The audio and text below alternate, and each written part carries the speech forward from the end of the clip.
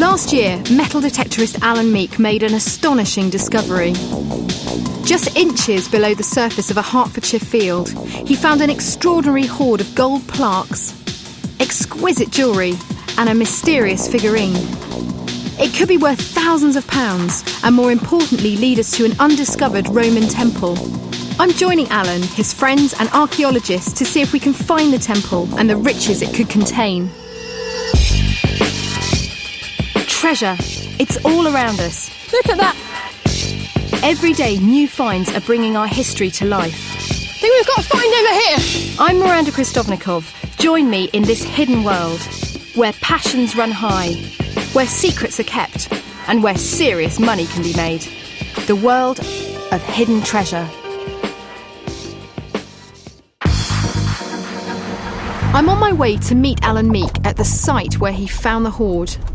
I want to help discover the value of his find, and by digging at the site we hope to discover if Alan has stumbled upon a Roman temple. Hi, Miranda. Hi, you must be Alan. Hi, I'm Miranda. Nice to see Nice you. You've to picked meet a great day. I have, haven't I? My yeah. goodness. And this is the field where you found This is exactly where it is, and I'll show you where. Alan had been detecting for 12 years before he made his find. You don't get many feelings like that in a lifetime, I can assure you. Because this is what every detectorist dreams of. I mean, every Sunday you go out and you come back with a couple of coins, you think, that's great, a couple of coins, a marvellous day. But it was a dream day. And it just went on and on. And do you have any idea what the items are worth? In terms of money, not the slightest idea. The value to me is one of the most valuable things in my entire life. What sort of figure are you hoping for? As much as can be got, because I like money as much as anybody else.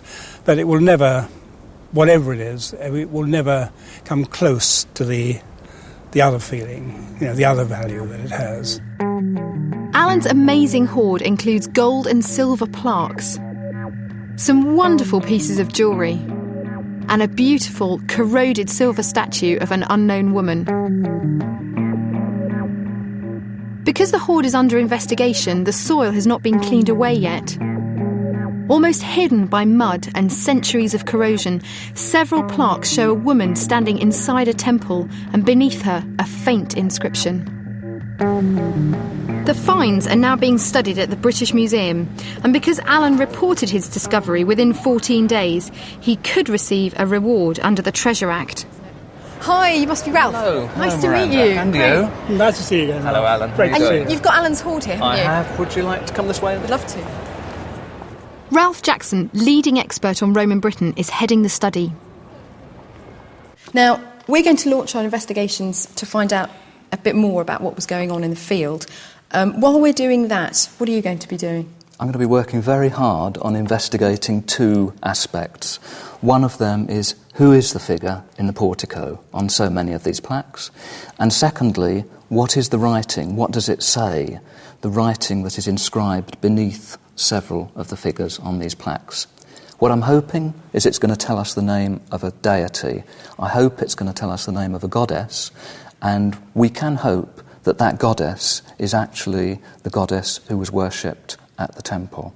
I think you've got your work cut out. Good luck. Thank you. We left Ralph with the difficult task of trying to decode the inscriptions. I wanted to get the site investigation underway.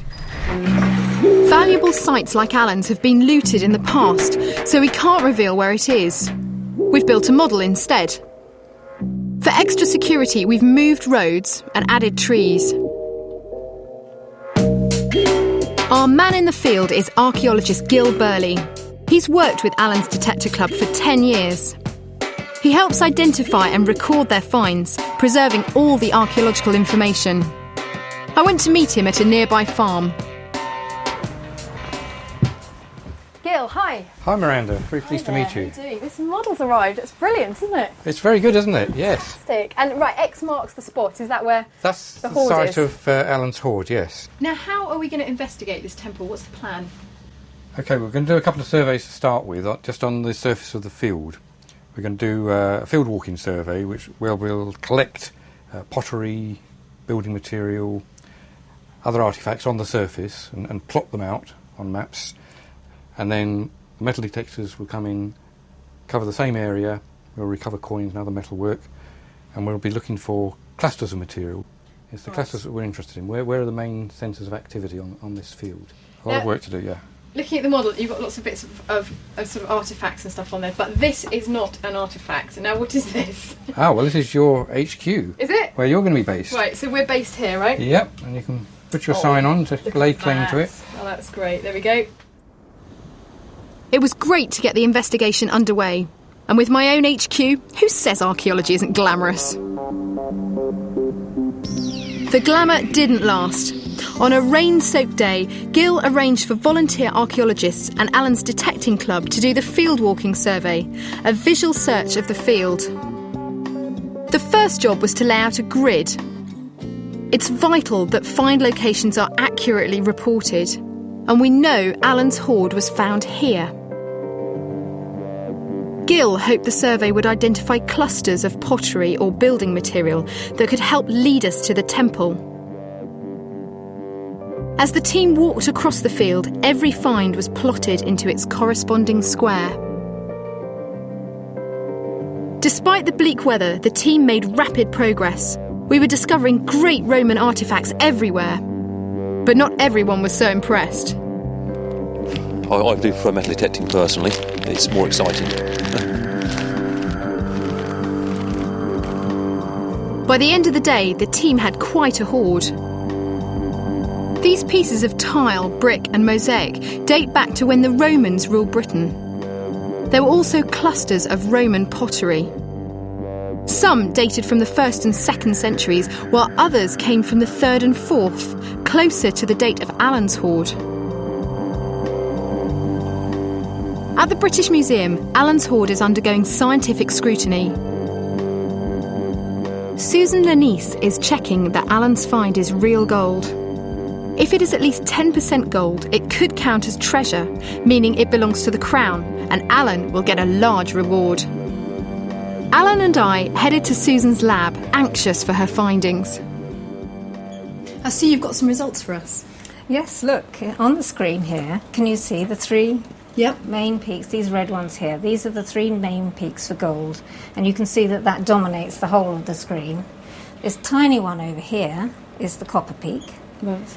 And this small one at the far end is the silver peak. So you can see by far the majority, well over the 10% required for the Treasure Act. Great. Now, how do you feel about that, Alan? Could not be better, could it? Could not really be better. Indeed, that's the clasp that's in the case just behind you there. But the other jewellery, which we've already looked at, is very similar. Brilliant. Oh, that's really good absolutely news. Brilliant, yeah. So no doubt about it, the fact that it's treasure. No doubt at all. Confirmed as treasure, Alan's hoard will now be valued by independent experts to decide his reward. A week later, Gil called us all back to site for the next stage of the investigation. Alan's metal detecting club would perform a controlled survey of the site. Working to the same grid as the field walkers, they were looking for clusters of finds that might help lead us to the temple. With Alan's discovery fresh in their minds, everyone was hoping that they too might strike gold. I think we've got a find over here. Gil, what have we got? Well, there's a couple of Roman coins that Carl's found. Well done. The smaller one, it looks as if it might be late Roman, perhaps 4th century. How do you tell that? I'm sorry. I'm going by the size as much as anything, in fact. Amazing. but what about the other one? the other Is that one, slightly better condition. This one's got a bit more on there. It's got a little bit more immediately visible. It will clean up, but it looks like it's a bit more. Yes, it's see. almost more A bit convincing. more shape, isn't there? Than the other one. Yeah. So we've Brilliant. got possibly a 3rd century coin and possibly a 4th century coin from the Roman period. Fantastic. Oh, well done. Good Thank find. you. Can you just find us a few more, but in a bit better condition? I'll try my best. On the other side of the field, Harvey had picked up a strong signal deep underground.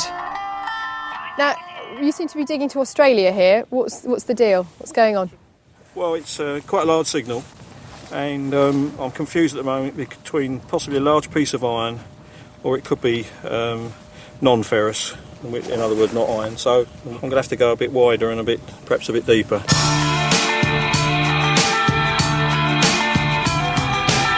It's a fastener from a gate. See how deep that got? Marvellous. Great. Put it all back now. It was a perfect collaboration. The archaeologists bagged and recorded every detectorist find so that they could be analysed later. The bag lady, where is she? We've got a coin.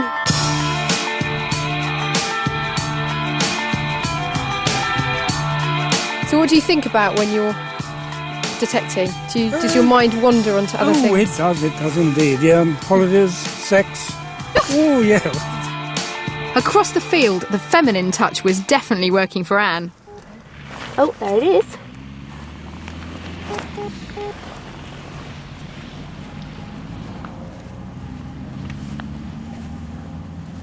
Oh, that's beautiful.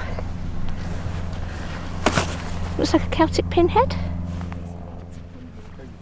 If you can see here, you've got where it would have been attached. There's just a little bit there where it would have had the pin attached to it. Has that made your day? Yes. The best find of the day? Yes, I think it is so far. Yes, that's beautiful. I'm very pleased with that. It had been a very successful day. We'd found over 50 Roman coins, most of them in the area where Alan had found his hoard.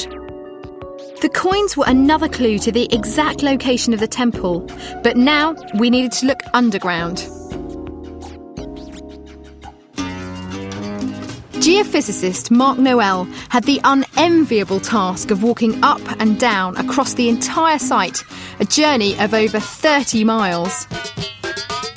With his machine, he measured very tiny changes in the Earth's magnetic field. From this, Mark produced an underground map which could show the foundations of a temple. Hi, Mark. Oh, Gil, hi. Alan. Here we have the jackpot. Well, what have you got for us?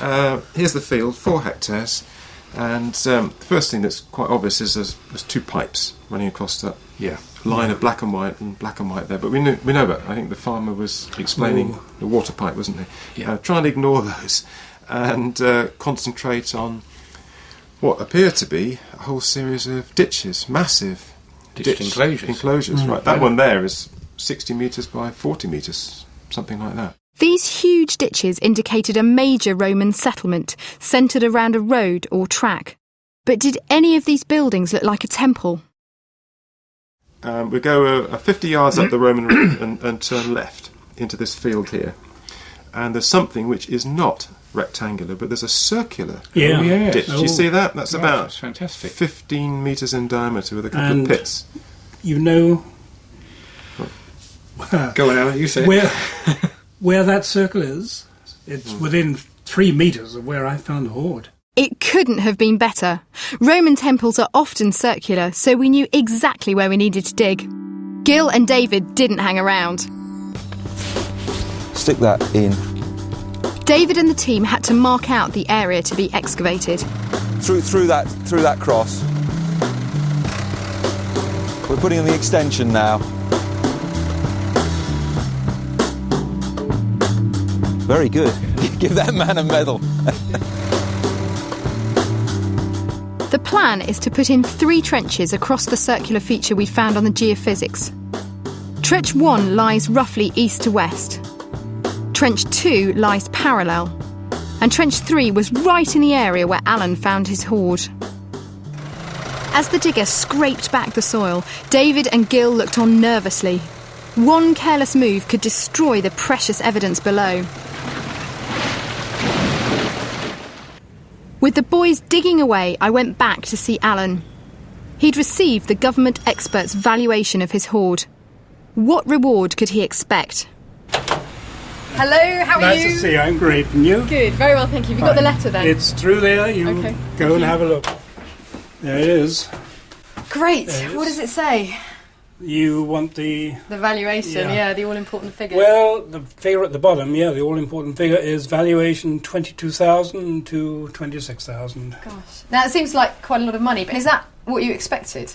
It is a lot of money, and I had no expectation one way or the other, except that which I've been led to expect by people who do know something much more than I do about it. And that isn't the figure that has been bandied around as a likely figure. Are you going to contest that figure? Do you think you might be able to get more than that? Well, we have 28 days. at least, to make up our minds.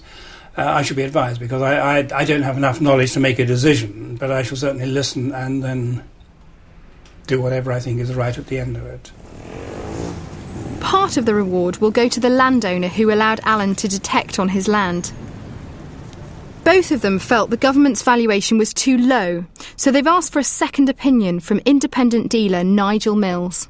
This hoard is certainly very important because it's got such an interesting collection of plaques, silver and gold, combined with the gold jewellery. It makes it very important historically and commercially. I'd certainly like to buy it for the figures that the valuation committee have put on it, because I think they're a little bit on the low side. My own research suggests, looking at the New York sales and London sales in the last few years, that the value should be higher than they've said. My own figure, which I've recommended to Alan, is in the region of £45,000 to £50,000. The British Museum want to acquire Alan's hoard and will have to pay his eventual reward. They have very little money for new acquisitions, so if the reward is high, they may have to apply for a grant to help them afford it. In the museum's basement, Susan is using a powerful X-ray machine to examine Alan's plaques. Ralph had been struggling to read the faint inscriptions, and Susan hoped the X-rays would see through the mud and corrosion to reveal the mysterious lettering. For even more detail, Susan used a computer to enhance the X-ray images. The results were stunning.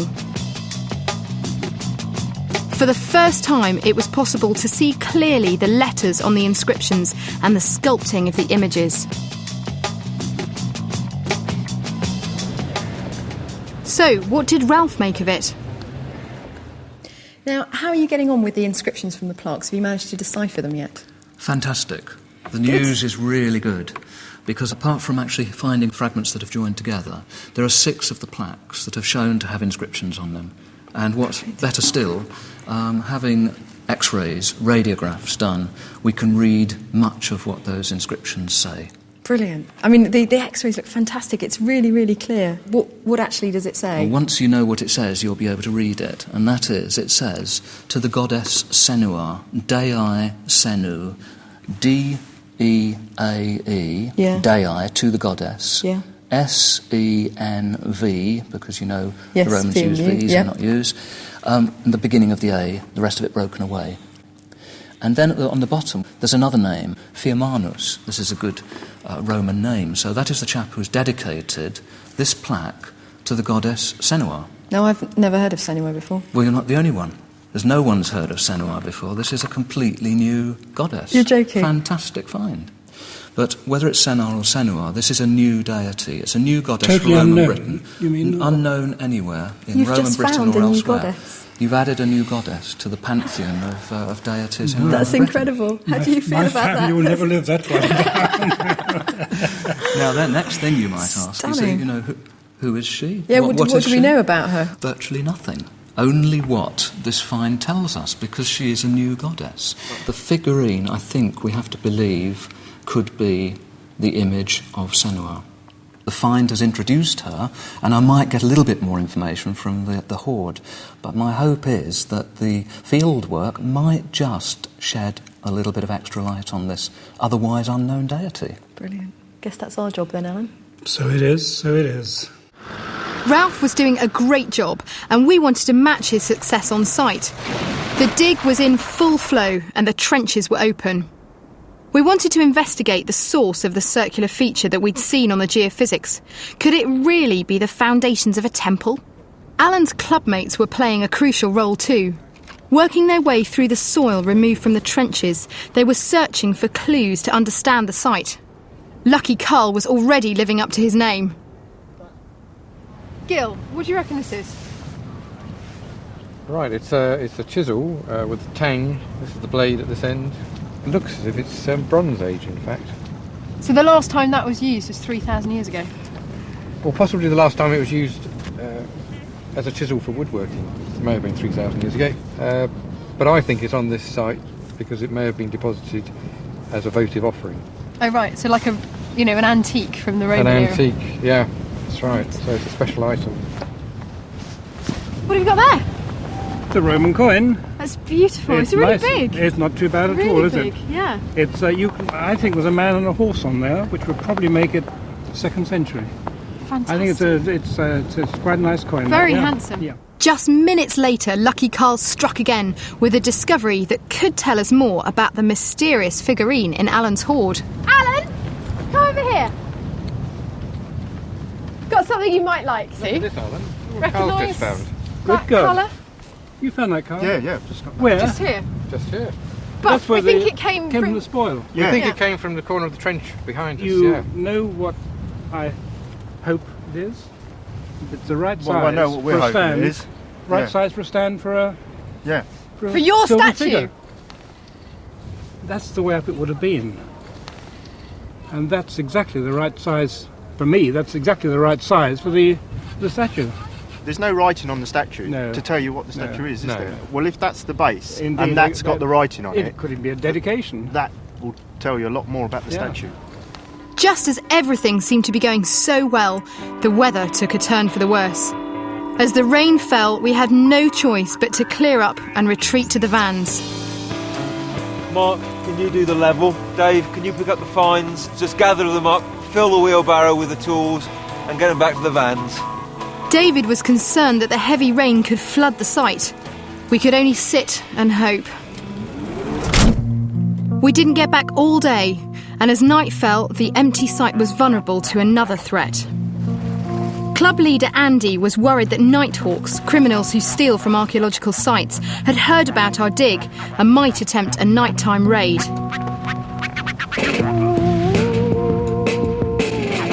Andy decided to keep watch on the site himself.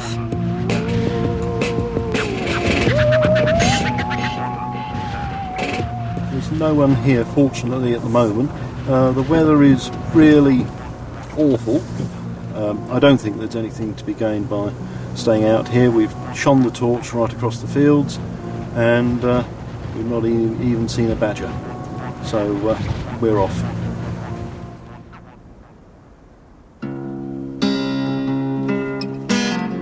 The following morning we returned to site. Gil and David inspected the trenches for any signs of damage. They seemed to be okay, but with so much time lost to rain, the pressure was on to get results. We'd made some great finds, but we still needed the archaeological evidence to tell us if we had found a temple.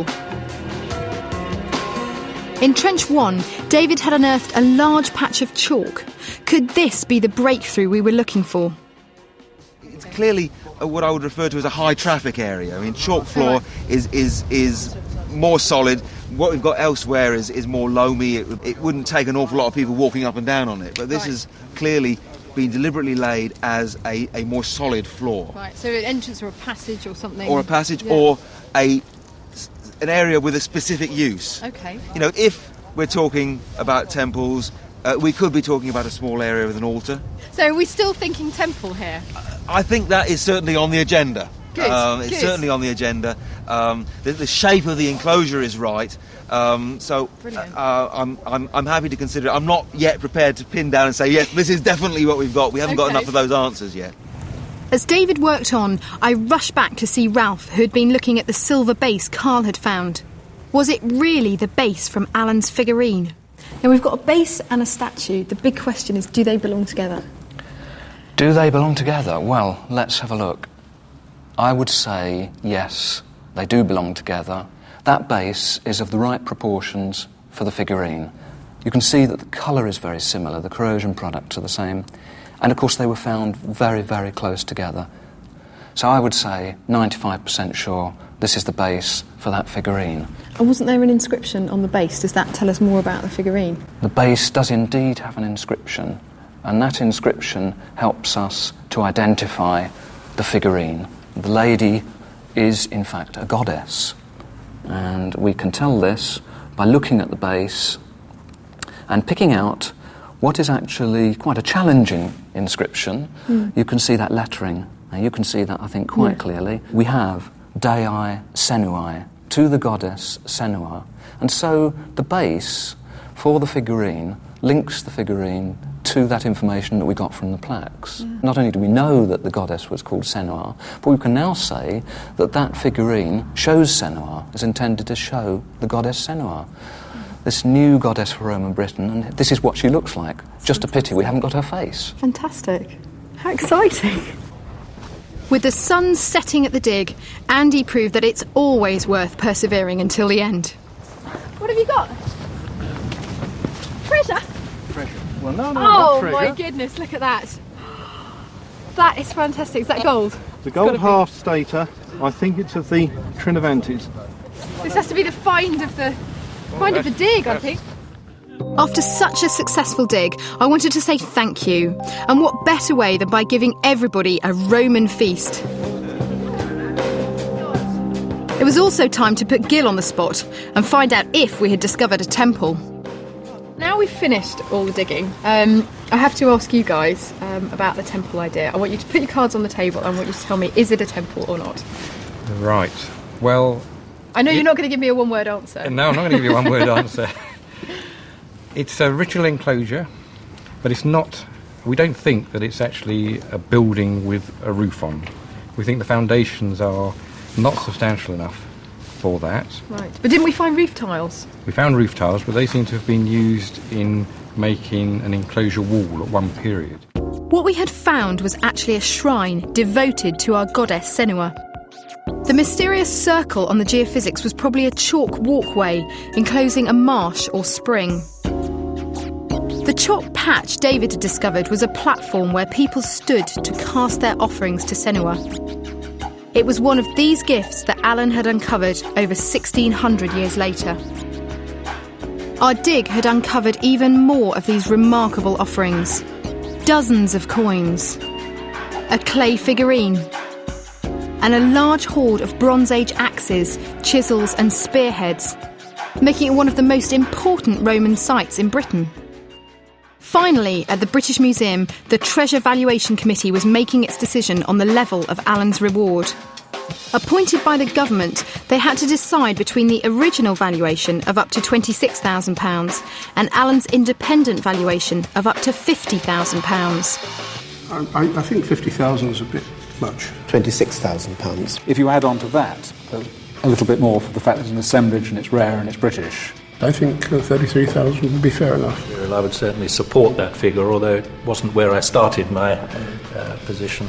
I'm confident that's a fair figure to all parties. We are agreed that it shall be recommended to the Secretary of State that a reward of £35,000 shall be paid without abatement. 35,000. That's a fair amount of money, isn't it? As you could buy a very nice second-hand Bentley for that. Alan will split the money with the landowner, his clubmates and several local charities. While he waits for his cheque, Alan is back out detecting, waiting and hoping for his next magical discovery. Now, overall, what have we learnt from the hoard and the excavation? We've got some tremendously important material, very interesting jewellery and plaques with inscriptions, and we've got a new goddess, and this is something of national importance, of international importance, we might say. We want people to see this as soon as possible.